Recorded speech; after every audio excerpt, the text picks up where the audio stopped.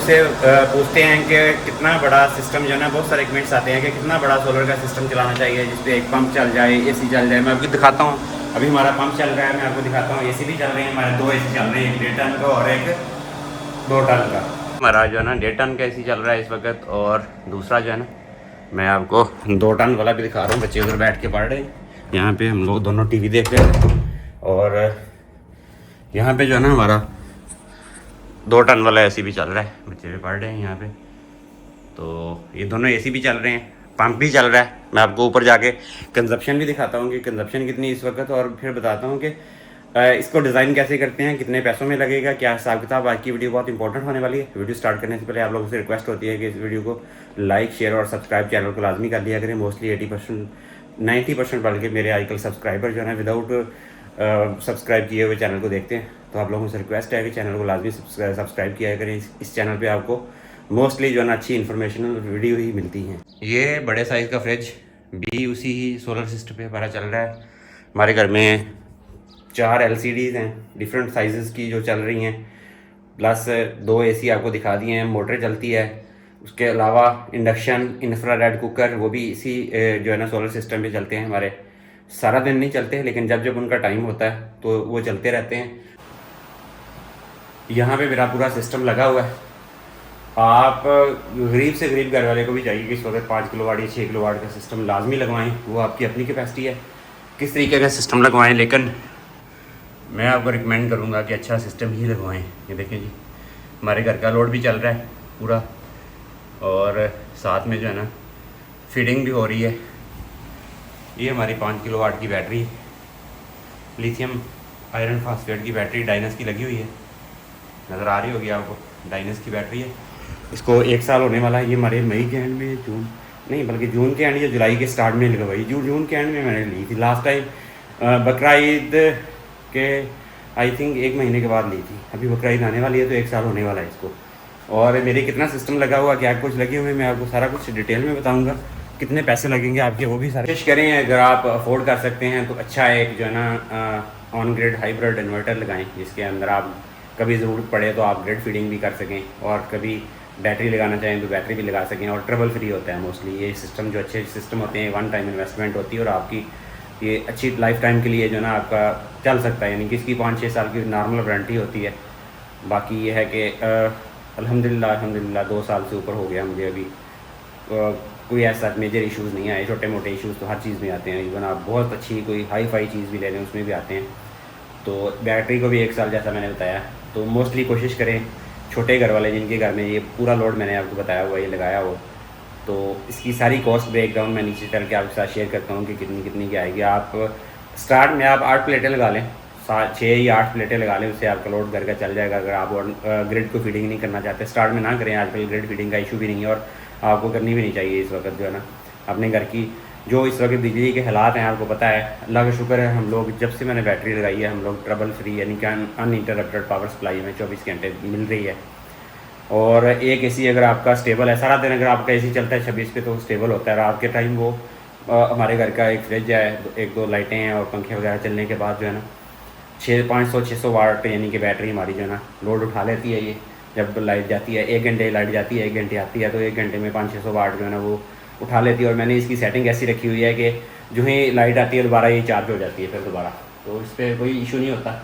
अभी मैं इसकी वो भी कम इसके चेंज करनी, मैंने इसको 15% जो है ना डेली डिस्चार्ज करवाता हूँ। वो सेटिंग भी मैंने ख़त्म करनी है अभी, 15% की बजाय थोड़ी सी रखूँगा, जस्ट ऐसे ही वो एक फार्मेलिटी के तौर पे कि थोड़ी सी बैटरी चार्ज डिस्चार्ज होती रहे। उसको आज ख़त्म करना है मैंने, वो भी मैं ख़त्म करूँगा इसका। वो फ्यूज़ में देखें मैंने जो है ना इसके अंदर हमारी जो यहाँ पे 7 बजे मैंने बैटरी जो है ना रखी हुई है। 7 बजे के अंदर जो है ना मेरी बैटरी 7 बजे ये डिस्चार्ज होती है 15%। यहाँ मैं इसको जो है ना पूरा कर दूँगा। अभी मैं इसको करता हूँ, इसको मैं फुल तो नहीं करूँगा, लेकिन ये है कि इसको 5% 95% पे रख दूँगा। ये देखिए मैं इसको इम्प्रूव कर रहा हूँ अभी 95, और इसको ओके कर देंगे। तो ये अभी रात को जो है ना मैंने इसकी जो बैटरी से कंज्यूम करवाता हूँ वो पावर भी कम हो गई है, वो भी 5% चार्ज डिस्चार्ज करेगी।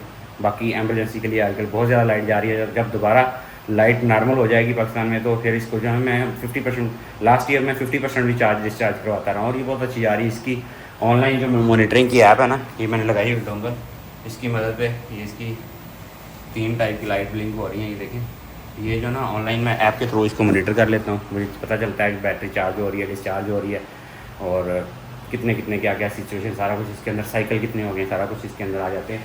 इसकी भी ऐप है, 2 ऐप्स मैंने की हुई हैं, एक सोलर मैन की ऐप है, एक DEY जो है पायलट इसका, उसकी ऐप है। इसके थ्रू मुझे पता चलता है, जब लाइट जाती है 1 मिनट के बाद मुझे नोटिफिकेशन आ जाता है कि आपकी लाइट चली गई। जब वापस रीस्टोर होती है तो पता चल जाता है कि आपकी लाइट रीस्टोर हो गई है। तो इसी के थ्रू मैं कंट्रोल करके, अगर फॉर एग्जांपल मैं सऊदी अरब बैठा हूँ, ये सारा कुछ सिस्टम यहाँ पे है, तो मैं वहाँ पे इसकी पूरी सेटिंग चेंज कर सकता हूँ इसकी ऐप के थ्रू, उसको मॉनिटर करके। मेरे पास ऐप की एक्सेस होनी चाहिए।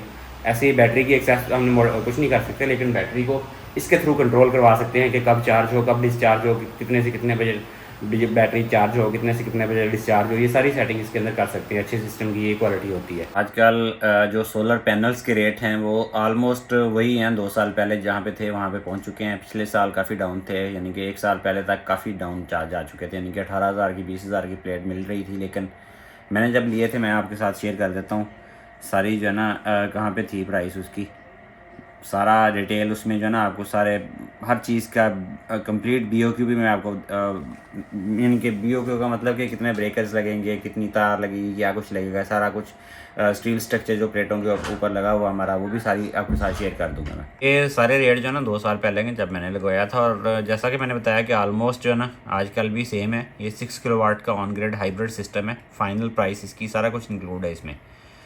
Canadian N type TOPCon panel 570 watt के 44 पर वाट थे, और 12 पैनल मैंने लगाए हैं। एक पैनल 25,080 रुपये का था, और 3 लाख के ऑलमोस्ट 3,01,000 के पैनल थे ये सारे। अब है ठीक है। दूसरी चीज़ है ट्रांसपोर्टेशन चार्जेस मैंने मुल्तान से लिए थे, उस वक्त हमारे लोकल मियाँ चनू सिटी में नहीं थी। ये ट्रांसपोर्टेशन चार्जेस लिए थे गाड़ी वाले ने मेरे।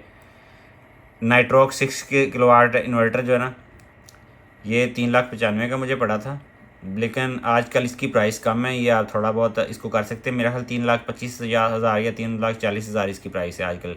ये कोई 60-70 हज़ार रुपया कम हुआ है उस वक्त से।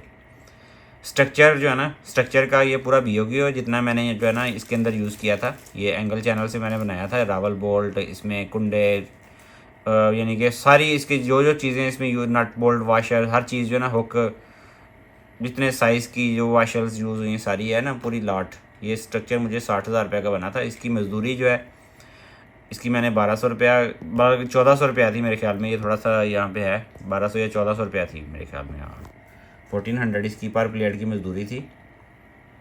और ये जो है ना, ये तकरीबन 60,000 रुपया जो है ना मुझे पड़ी थी तकरीबन। ये 60,000 नहीं, सॉरी 60,000 नहीं, 1,400 रुपया। D7 + 1,400 इसको करेंगे। हाँ, ये तकरीबन 16,000 रुपये इसकी मजदूरी जो है ना ये मुझे पड़ी थी। ठीक है। ये बाकी इलेक्ट्रिकल का सारा BOQ जो है ना, इसमें इलेक्ट्रिकल के अंदर जो केबल लगी है मेरी 6 mm की निकल कोटेड। बहुत सारे लोग मुझे पूछते हैं कौन सी DC वायर कौन सी यूज़ की है। ये मैंने 6 mm की 40 मीटर केबल मेरी लगी है, निकल कोटेड है, DC वायर है। ये GM केबल्स की मैंने यूज़ की है। AC की ऑलमोस्ट 35 मीटर मेरी लगी है, 736 जो है। फ्लेक्सिबल पाइप 63 एम्पेयर के ब्रेकर्स हैं। फिर AC के, DC के 32 एम्पेयर के ब्रेकर्स हैं। फिर उसके बाद MTS 40 चेंज ओवर ब्रेकर्स हैं। फिर केबल टाइज हैं। ये सारा BOQ इसके अंदर दिया हुआ है। ठीक है। और अभी तो मैंने वो कुछ ब्रेकर्स चेंज भी हुए थे, उनकी कॉस्ट भी नीचे शामिल है, वो आप निकाल लीजिएगा। ये आपकी 47,000 है। और ये जो है ना अच्छा सिस्टम है, जिसको कहते हैं ना कि हाई फाई एक सिस्टम है, जिसकी ये इतनी कॉस्ट आई हुई है। अगर आप इसको थोड़ा सा लो लेवल का करेंगे तो ये थोड़ी सी और कम हो जाएगी, लेकिन मींस के अगर आप इन्वर्टर देसी लगाएंगे, कोई सस्ते वाला लगवाएंगे तो कम हो जाएगी प्राइस। लेकिन मुझे तो ये अच्छी लगी, मैंने ये जो अच्छा लगा मैंने इन्वर्टर वो ही रिकमेंड करूँगा आपको। इंस्टॉलेशन लेबर का मैंने 20,000 रुपया दिया था। ये आपको नज़र आ रही कॉस्ट उसकी, लेबर की चार्जेस जो हैं। फिर उसके बाद जो है सिविल वर्क का कोई 15,000 रुपया लगा था मेरा सिविल वर्क का। ऊपर जो है ना वो सीमेंट वगैरह का और मिस्त्री मजदूर लगा के वो उसका काम किया था। फिर उसके बाद नेट मीटरिंग मैंने जो की है ना, नेट मीटरिंग की जो कॉस्ट है, नेट मीटरिंग मैंने लगवाया था 1,52,000 रुपया मेरा लगा था टोटल। उसमें MCO वगैरह करवा के सारा कुछ। ठीक है। बाकी मिसलिनियस कुछ कॉस्ट आई थी, कोई 5-6 हज़ार रुपये ऐसी कोई जो दिन दिलाने होते हैं। आफ्टर फायर मेरे आग लगी थी, एक आग के बाद जो है ना मेरा ब्रेकर वगैरह जल गए थे। मैंने ब्रेकरों की लॉट लगवाई थी, उस वक्त मेरा कुछ 72,000 रुपया लगा था एक्स्ट्रा। मैंने जो है इसमें SPDs वगैरह, सर्च प्रोटेक्शन डिवाइसेस और इस तरह की बाकी चीज़ें लगाई थी, जो मेरी एक अच्छी खासी कॉस्ट जो है ना आई थी। वोल्टेज प्रोटेक्शन डिवाइसेस, और मैंने ब्रेकर्स काफ़ी अच्छी क्वालिटी के लगाए थे। DC के ब्रेकर्स चेंज करने पड़े थे मुझे। और इसके ऊपर जो है ना मैंने जो है आप इसके ऊपर आप देख सकते हैं, ये मेरी डिज़ाइन की बेसिस थी, जिसमें मैंने 1.5 टन के 3 AC रखे हुए थे, ठीक है। और लोड इसका मैंने 1200 वाट इसलिए रखा है क्योंकि वो थोड़ा बहुत कम हो जाता है। ये 622 लीटर की मेरी फ्रिज है। फ़ैन थे 4 नंबर फैंस थे, 10 नंबर लाइटें थी, वाटर का पंप है, और उसके बाद जो है ना इस्त्री उस्त्री, ये सारी चीज़ें तो साथ में चलती रहती हैं। ये टोटल 6 किलोवाट का था। ये टोटल आलमोस्ट 11 लाख जो है ना 50,000 में मेरा टोटल कॉस्ट पड़ी थी। इसमें बैटरी मैंने नहीं शामिल की थी, बैटरी मैंने बाद में शामिल की, वो वाला भी मैं देखता हूँ शायद। मुझे लोग पूछते हैं कि घर के जो लोड हैं किस तरीके के, मैंने एक्चुअल लोड जो है ना उस वक्त मीटर लेके उसके साथ चेक किए थे। AC, fridge, fan, light, water pump, iron, vacuum cleaner, ये सब चीज़ों के जो है ना ये इनके एक्चुअल लोड आए थे किलोवाट में, वाट्स में, और पर आवर जो है ना कितने यूनिट लेगा, ये सारी मैंने डिटेल भी दी थी इसके साथ।